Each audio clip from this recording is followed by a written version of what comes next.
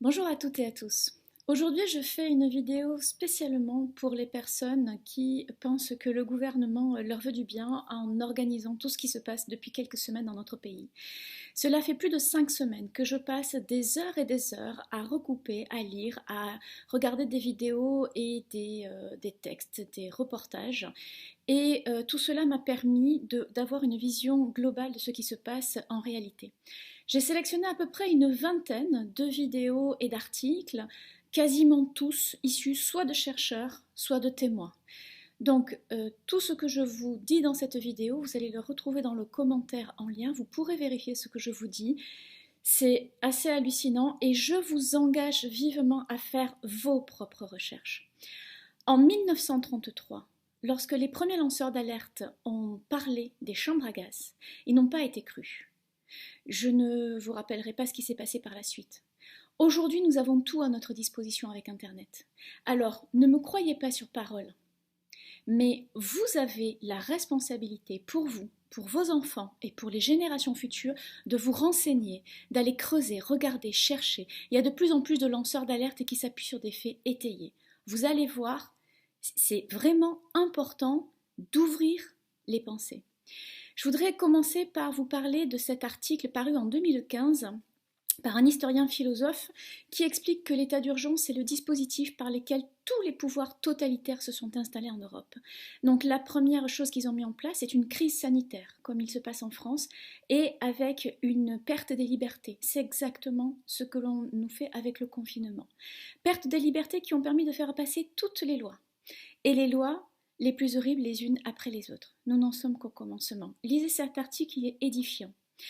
Il y a quelques semaines, le professeur Montagnier, prix Nobel de médecine pour ses travaux sur le VIH, nous a alertés en nous disant que le virus du Covid avait été en fait créé par l'homme puisqu'il y avait une séquence génétique du VIH à l'intérieur. Le professeur Montagnier a expliqué également que lui pouvait parler parce qu'il était en fin de carrière et qu'il n'avait plus rien à perdre concernant des financements ultérieurs. Alors, il y a des grandes voix qui se sont soulevées contre lui dans les médias d'État, et notamment Laurent Alexandre. Laurent Alexandre qui dénonce une chasse aux sorcières et qui vante les mérites du progrès. Laurent Alexandre, je vous invite à aller le chercher sur internet qui c'est. C'est un chirurgien urologue qui a cofondé le site Doctissimo, qu'il a revendu à prix d'or il y a quelques années. Et il a réinvesti dans une société qui s'appelle DNA Vision, qui travaille sur le séquençage de l'ADN. Ce monsieur est notamment connu pour ses propos dangereux tenus auprès des élèves de Polytechnique qu'il compare à des dieux et à qui il donne la mission de diriger les masses qu'il appelle les inutiles pour les guider vers la raison. Voilà qui c'est qui critique le professeur Montagnier et qui dénonce une chasse aux sorcières. Alors, qu'est-ce qui se passe en réalité? Moi, je me suis posé la question. Et là, je suis tombée sur les livres et les vidéos de Valérie Bugeaud, qui est docteur en droit et chercheuse, et qui explique en fait que le système économique a été subverti et détourné au profit d'intérêts privés, d'une petite oligarchie. Ceci est profondément antinomique avec le sens originel des monnaies. En fait, cette oligarchie a petit à petit pompé tout l'argent des États et a arrosé, subventionné les hommes politiques, les partis politiques, etc., les mettant tous à sa botte et permettant de faire remonter toutes les richesses de nos États à cette petite oligarchie. L'étape suivante de cette oligarchie, eh bien, c'est la mondialisation de ce pouvoir, et c'est exactement ce qui est en train de se passer, les amis. Alors vous allez me dire, mais comment est-ce que c'est possible? Eh bien, c'est très simple. Après la guerre, ont été mis en place des organes mondiaux qui vont piloter un certain nombre de choses par gouvernement interposé. Vous avez l'OMS, vous avez le FMI, etc. Au départ, ces organes étaient effectivement financés par les États. Et puis petit à petit, on a vu apparaître des intérêts privés. Aujourd'hui, est-ce que vous savez que l'OMS est essentiellement financée par des intérêts privés? On y retrouve la fondation Bill et Melinda Gates, on y retrouve la fondation Rockefeller, on y retrouve la fondation Rothschild, entre autres. Alors, pourquoi est-ce que ces gens-là font des fondations?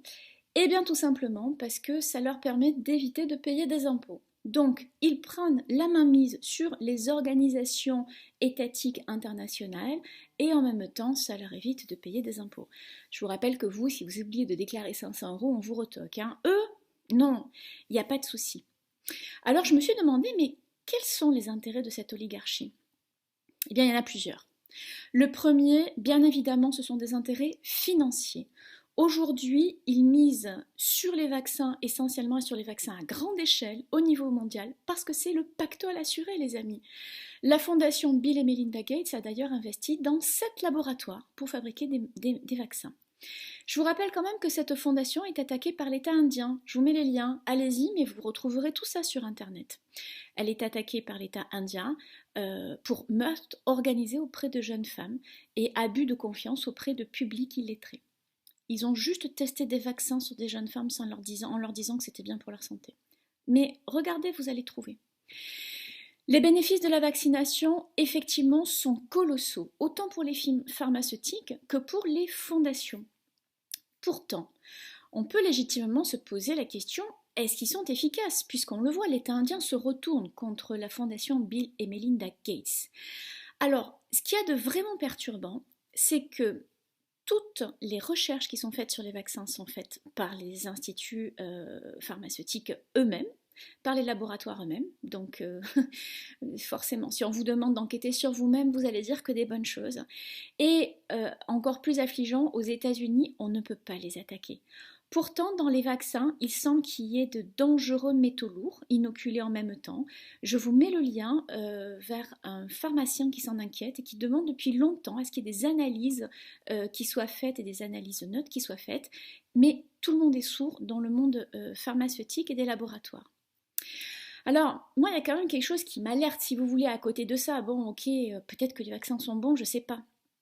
Il n'empêche que, en France, depuis quelques semaines, il y a plusieurs généralistes qui ont repris leur bâton de pèlerin en se disant « Nous sommes des médecins, notre métier c'est de soigner nos patients, donc on va essayer de chercher. » Et a priori, ils ont trouvé qu'une antibiothérapie pouvait être efficace pour signer le Covid.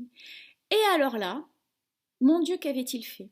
Eh bien écoutez, certainement des choses très très graves de soigner leurs patients, puisque le Conseil de l'Ordre des médecins en Moselle leur a ordonné de se taire et de suivre les directions ministérielles. Autrement dit, de ne rien faire, d'attendre que les patients soient en état d'urgence grave pour les envoyer dans des hôpitaux, afin qu'éventuellement on leur administre un traitement.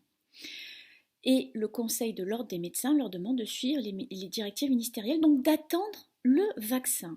On croit rêver, on ordonne à des médecins de ne pas soigner leurs patients. Donc on voit des enjeux financiers. Premier objectif. Deuxième objectif de cette oligarchie, eh bien, c'est la dépossession totale de tous nos biens. Effectivement, ce qu'ils cherchent, c'est à nous rendre totalement dépendants, comme ils l'ont fait en Grèce ou à Chypre.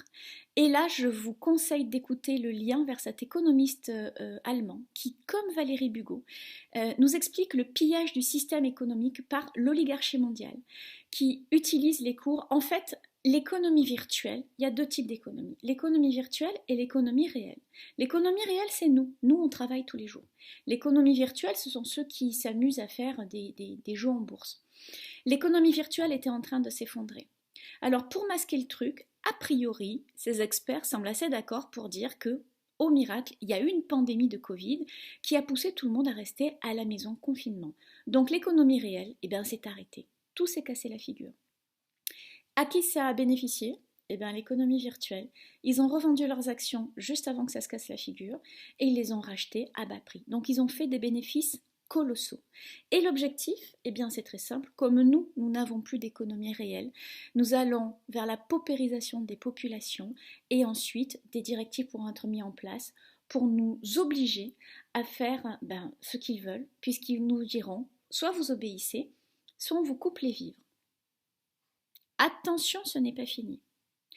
Les objectifs de contrôle de cette oligarchie, troisième point, à partir du moment où nous n'aurons plus aucun moyen financier, et que nous dépendrons de leur bon vouloir à travers les gouvernements, puisqu'ils nous donneront que des subventions, eh bien on pourra vous obliger à vous faire injecter le vaccin avec des puces sous-cutanées pour vérifier que vous obéissez bien. Oui, les puces sous-cutanées, je vous assure, c'est pas des histoires, renseignez-vous là encore, je vous mets un lien, regardez, c'est édifiant. En fait, on va juste nous obliger à nous vacciner en nous injectant une puce et dans quelques mois, on pourra nous dire, comme en Chine, attention, si tu n'es pas un bon citoyen, nous te coupons les vivres. Et nous n'aurons plus la possibilité de faire ou d'agir puisqu'il n'y aura quasiment plus de moyens, l'économie réelle se sera complètement effondrée. Mais alors moi je me suis demandé, mais quel est le but de tout ça en fait? Parce que bon, devenir ultra riche quand on est déjà riche, à quoi ça sert? Moi je me pose des questions simples. Alors dans une de ces vidéos, Valérie Bugeaud nous parle de Cabale et j'ai creusé ce point. Qu'est-ce que ça? Qu'est-ce que c'est la Cabale? Qu'est-ce qu'ils font? Et là, eh bien, j'ai trouvé des dires de Youssef Indy, chercheur indépendant et spécialiste du messianisme, qui explique que cette stratégie d'appauvrissement du peuple, c'est pour le réduire en esclavage. Là encore, vous avez un lien. Il dénonce un projet d'ordre religieux derrière cette politique économique.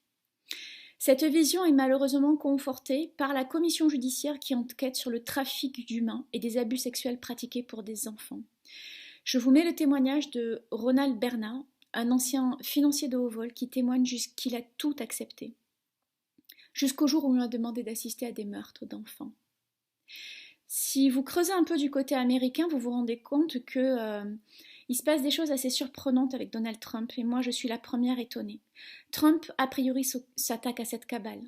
Le 31 janvier dernier, il a créé un nouveau poste à la Maison-Blanche dédié à la lutte contre le trafic d'êtres humains. Et il a organisé un vaste plan pour démanteler les réseaux contre la pédocriminalité sur toute la planète. D'autre part, il s'oppose à l'OMS. Il a organisé une pétition pour attaquer la fondation Bill et Melinda Gates contre les vaccins. Dans les dernières nouvelles, il y a 2 jours, le descendant Kennedy a remporté un procès historique face aux industries pharmaceutiques et contre les vaccins. Alors nous, en France, on en est où? Eh bien, le 24 avril, lors d'une conférence de presse à l'Élysée, notre président parle de partenariat inédit avec l'OMS, le CEPI, le Gafi, le FMI, Unitech, la Banque mondiale, la fondation Bill et Melinda Gates, c'est-à-dire tous les acteurs du secteur privé pharmaceutique et les autres. En gros, la France est alliée avec cette oligarchie qui veut notre mort. Il parle de 4 piliers. L'accès au traitement, avec le développement partout dans le monde, l'accès au vaccin, qui sera imposé, le développer des systèmes de tests dans tous les pays et soutenir notre système de soins, qui est contredit d'un autre côté. Dans ce contexte, quelles sont les solutions? Alors, moi je voudrais juste vous montrer quelque chose. D'abord, ils sont pressés par le temps. Notre président le dit, il donne aux chercheurs jusqu'à la fin de l'année. En fait, l'effondrement de l'économie virtuelle est arrivé trop tôt. Et ils n'ont pas encore le vaccin. Donc, ils sont pressés par le temps. Ensuite, si vous remarquez bien, la mise en lumière de ce plan mondial est en train de se faire partout. Il y a de plus en plus de lanceurs d'alerte qui parlent et qui osent dire, et des gens haut placés qui parlent. En fait, les amis, je voudrais juste vous montrer, nous sommes des milliers face à eux. Nous sommes vraiment des milliers, des millions, des milliards, et nous avons une opportunité unique de nous fédérer. Alors surtout, ne me croyez pas sur parole, mais pour vos enfants, pour vos petits-enfants, vous avez un devoir et un seul, c'est celui de vous renseigner. Vous ne devez plus croire les informations par les médias traditionnels, ils sont absolument corrompus. Mais vous devez vous renseigner. Et même si cette vidéo disparaît et si les autres liens disparaissent, creusez, renseignez-vous. Parce que nous sommes tous responsables de ce qui se passe et des suites que nous donnerons. Nous devons reprendre notre pouvoir, les amis. Ciao.